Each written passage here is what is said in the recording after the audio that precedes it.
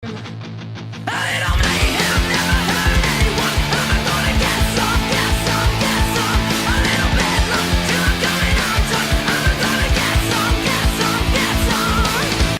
going on, everybody? It's your buddy, it's your pal Spaz, Phoenix, the YWC Reality Check, here with fan answers. And I'm going to be honest with you guys. I love the interaction I have with you guys. I don't know whether this series is going to continue or not. It's not quite getting the reaction that I thought it would. Don't get me wrong, the guys that have responded in the 5 or 6 iterations that I've actually done appreciate the support and the participation, whatever. But it's not. Let's be real, guys. I have 530 something subscribers. If each one of these fan interaction things gets 4 or 5 responses each, so I'm thinking that after WrestleMania, this series might not any longer be a thing. If I'm wrong, if there's a lot of you that are liking them and just not saying anything, at least put something down in the box below to let me know that you're enjoying the concept. Because right now I'm gauging my who's enjoying this by who participates in it, because it is a participation series. So one of two things: either throw your voice in on the next one, or at least throw something down in the box below. Tell me whether you like this series. And I'm not saying that to be a downer. I've had some fun doing it, but there are other things that I would like to do. Right now, a little bit of a preview. After WrestleMania, I will be debuting a series called The Fights on Wednesday Night, which will be something I'll always be doing the Raw reviews, always be doing the pay-per-view reviews, and Tackle and Ask the Phoenix will always be a thing. So I don't want to waste any time that I could be spending on those series that are getting a lot more response, if not a lot of people are enjoying these, if that makes any sense at all. As I say, not being a downer, if there's something specifically that I'm doing that you guys aren't interested in, obviously you're not going to watch. That's cool, I get it. But this one was about tag teams. This one was about which tag team breakup you would like to see happen at WrestleMania, be it Big Show and Kane, or Miz and Mizdow, or the Goldust and Stardust. Which team you would rather see fight at WrestleMania and why? And question 2 was, what tag team would you like to see made out of random tag team pieces, like random throw together, like Team Hell No, etc. Most people, and I'm not going to lie, have said that they want to see the Goldust Stardust thing happen at WrestleMania. And especially now that we know that Stardust is going to be involved in the Intercontinental Championship ladder match that I spoke about at length in my last video. Please go check that out. That's my full feelings and a full unscripted ramble positively about how I feel about the Intercontinental Championship ladder match that will be happening at WrestleMania. It's not surprising that a lot of people are disappointed that we're not going to get Goldust versus Stardust, which is fine. The teams that I've seen here are not teams that I would have predicted, which is why I love the fan interaction aspect of doing the fan interaction series. That's not redundant at all. So let's get into these. ABJ504 says, I kind of want to see Big Show and Kane if it was 99 or early 2000, because it would be a compelling match and I'd be interested in seeing it. Now in 2015, I want this match to happen so I can check on my wife and kids, use the bathroom, get something to eat, use it as a break. Well, don't hold back. Tell us how you really feel about Big Show and Kane. Now, Goldust and Stardust would be a great match if they didn't show it on the earlier pay-per-view. Now it looks like Gold and Star are going to be involved in the Intercontinental ladder match, and it's not as good as it should have been. The match I really want to see is Miz versus Mizdow. The build is great, and no one gives Miz the credit he deserves for what he does for building new stars. Now, this is an interesting point, right? Miz was instrumental, whether people want to believe it or not, in bringing in Daniel Bryan, much like Michael Cole was, which we're not really going to talk about. He was instrumental in bringing in Alex Riley. Now, Alex Riley failed on his face, no offense to him. The biggest pop he ever got was when he turned around and clocked The Miz, and that's because The Miz is a good heel. Now The Miz is giving the Alex Riley treatment to Damien Sandow. Damien Sandow is over like Rover, not like he was when he was doing the Magneto and the basketball player and all that other shit that he was doing before. And you see what happens when he steps away from The Miz and he's, whizzed out Khalifa or whatever the fuck he did on Raw. But no, in all seriousness, Mizdow is a great talent, don't get me wrong. Miz has been, how can I say this? Miz has been the guy next to him that you want to see punched in the face, so that when you punch him in the face, you get over like crazy. And it's going to happen, and that will happen eventually. It could happen in the Andre Battle Royal, considering they're both in it. They will have a match spin-off in Extreme Rules, and everything will go from there. As I said quite often in my last video, WrestleMania is not the end of everything. These could be, you know, Goldust, Stardust, Miz, Mizdow could be the stories or the feuds that lead us into the next wrestling year, and that's not necessarily a bad thing, is it? You given your thought on all three, you say that Miz and Mizdow is the one you'd like to see. No problem with that at all. And he says, for question 2, for tag teams, I'll go in a little bit of a different direction. I want to see Harlem Heat have one more match and come over and put a team like the Ascension. But as for the current roster, I'd like to see Big E and Kofi Kingston, not with the New Day gimmick, and have the power and speed and fun of the team that they would have without the New Day gimmick. So not quite a thrown together team. Harlem Heat, I'll address this first because as you say, it kind of skews off the mark a little bit, but I'll give my thought. I would be on board with the Harlem Heat thing if we hadn't already experimented with that a bit. We came back, Too Cool came in on NXT to put over the Ascension. That was a thing. The New Age Outlaws came over to put in the Ascension on Raw. Both of those should have been relatively decent things for the Ascension, and everybody shit on them.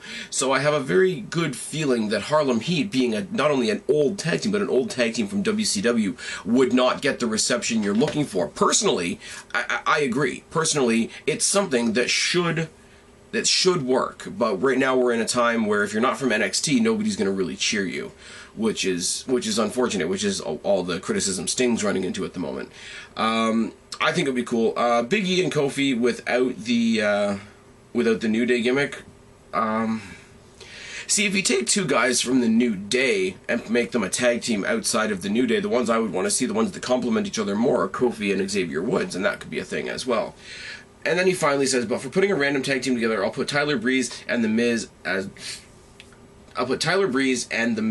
the Hollywood star who has all the glory, and Breeze as the social media star who doesn't focus in the ring all the time and wants to take selfies, and The Miz helps him become a tag team champion. Now, that's interesting. You talk about him being one guy being a Hollywood guy, one guy being a social media guy, and it's two different generations version of the same thing, kind of. Miz focusing for the movie cameras, Tyler Breeze focusing on his selfie stick, and but at the same time, as we've said already, Miz is fantastic in the ring when he wants to be, and Tyler Breeze is one of the unsung heroes of NXT. So that could possibly be that could potentially be one of the most arrogant, ignorant, fucking right up under your skin tag teams that you could possibly put together. And I mean, as far as, you know, the art or, you know, being an asshole 101, Miz could kind of be Breeze's teacher, could he not? I think that would be a fantastic team, I'm not going to lie. It would start us down a path of Miz having a revolving door of tag team partners, because Miz, let's face it, Miz has had Morrison, Miz has had Big Show, Miz has had Jericho, Miz has had Alex Riley, Miz has had, I'm forgetting somebody, I know it. So you don't want them to start booking Tyler Breeze like just another peg hole in Miz's history. As much as it would be great for the Miz is my boy, I'd be happy about it.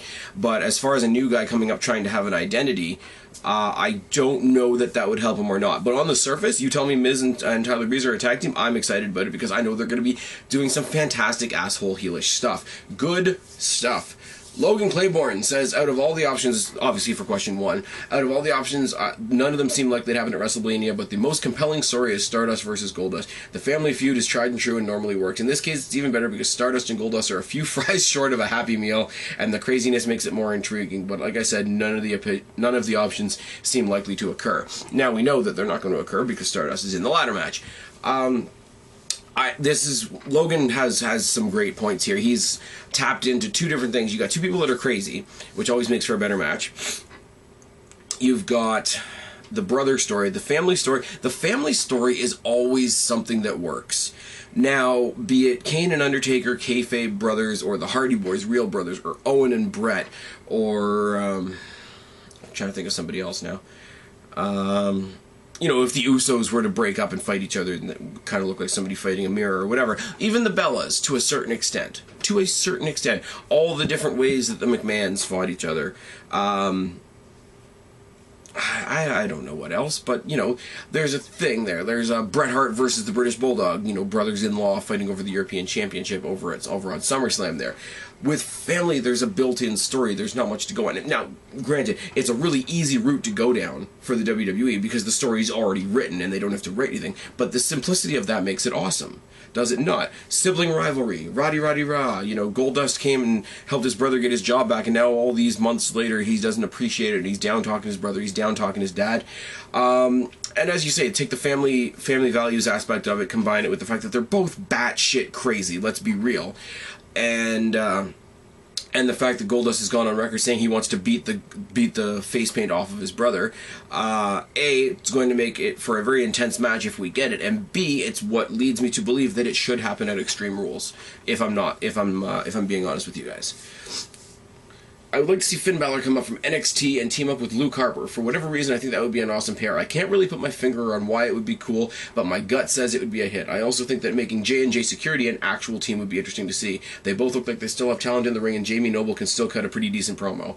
Jamie Noble can cut a very, very hick accent promo, and as long as that fits with his character, it's fine. But this guy that they've got him done up as right now, in a suit, you know, trying to be a security force, trying to look official for the Authority, the accent doesn't really work. But when you had him, especially when he was back in the day with partnered up with Nydia, partnered up with Kid Cash when they were the Bulldogs, that worked, and that sort of like that gravelly southern, you know, blue collar accent, it worked. And in that realm, if it fits what he's trying to do, he cuts great promos. Joey Mercury doesn't. Let's be real. We all know the history of Joey Mercury and what happened to his face in the fatal four-way ladder match on that SmackDown pay-per-view all those years ago, catapult in the face that shattered his eye orbit and whatnot. So somewhere in the remnants of everybody's mind, we remember what happened to him, and we're like, that really sucks. Wonder what would have happened if he had been able to carry on with his career. And then we could have that sort of interest in him. Put the two of them together. What was it? Ambrose that said one time when Mercury and Noble came to confront him on behalf of Rollins, he says, "Oh no, they're sending the Cruiserweight division out for me." Now, that was meant as an insult at the time, but if you have guys like that have that high-flying Cruiserweight ability, would they not be the perfect team to debut a team like the Lucha Dragons against? Or would they not be the perfect team to go up against Los Matadors and have a decent match? Or the two lighter members of the New Day? I think it would be fantastic. I think they could do great things. I think as just a standard bearer team, sort of sitting in the middle of the roster, get a little bit of success here and there, mostly help other guys get over. I think J&J as an actual tag team would be great.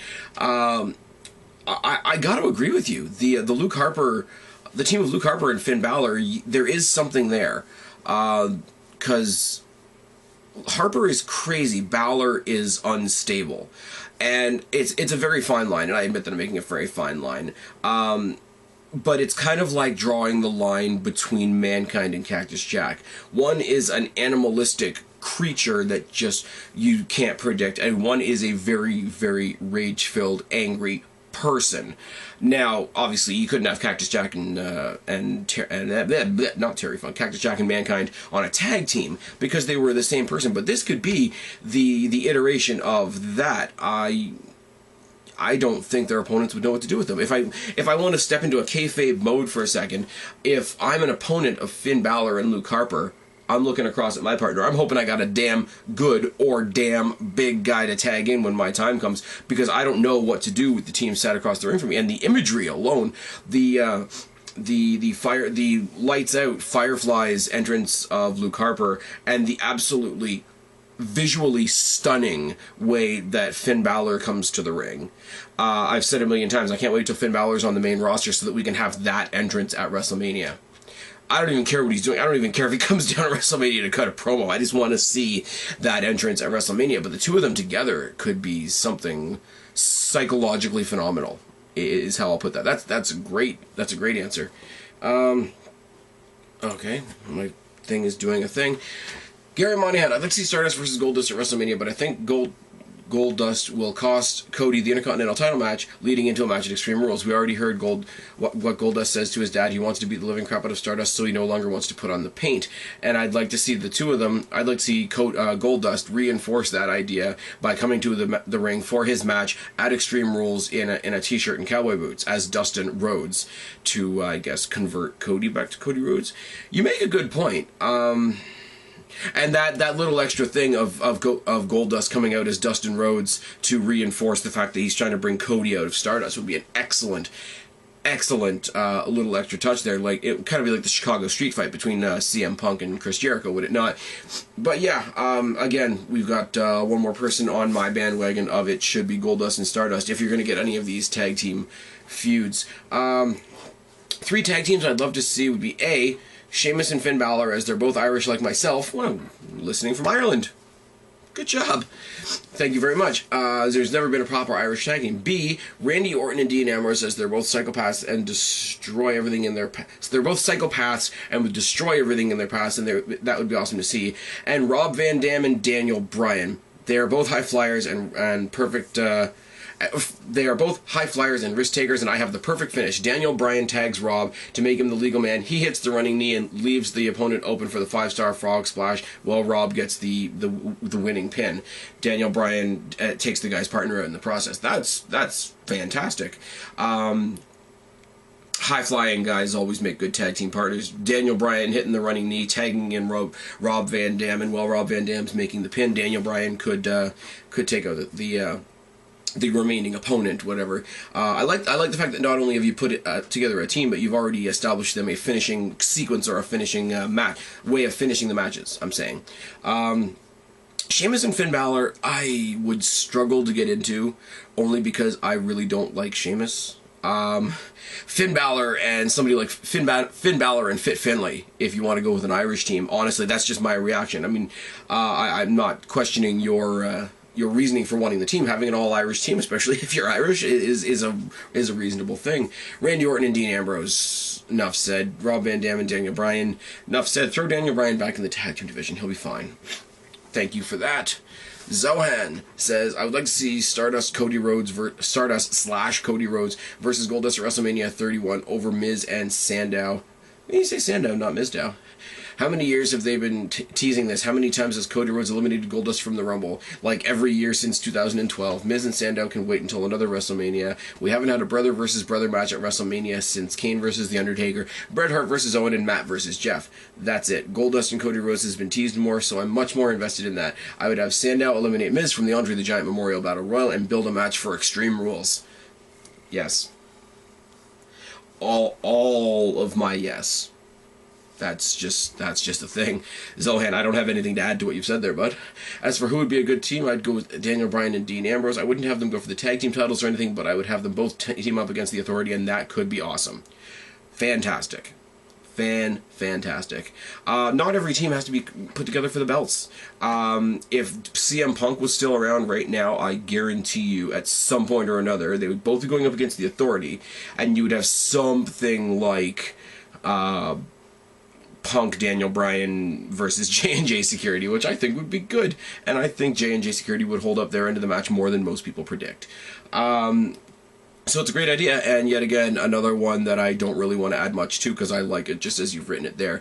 Anyways, guys, this has been potentially the last episode of Fan Answers. Put it down in the box below if you really want me to continue this series, but like I say, all I can go on right now is the response you guys have given me, and I'll be honest, it wasn't what I thought it was going to be, so if I'm wrong, please let me know down in the box below. If there's an audience for it, I will keep this going. If not, like I say, there's other things coming up in the new year. First and foremost being, watch out for, after WrestleMania, I will debut the fights on Wednesday night. I've been Spaz, your YWC Reality Check. Subscribe up there, talk down there, start a conversation, keep all these conversations going. Don't be a stranger. I'll touch each and every last one of you later, but for right now, I'm tagging out. Bye, guys.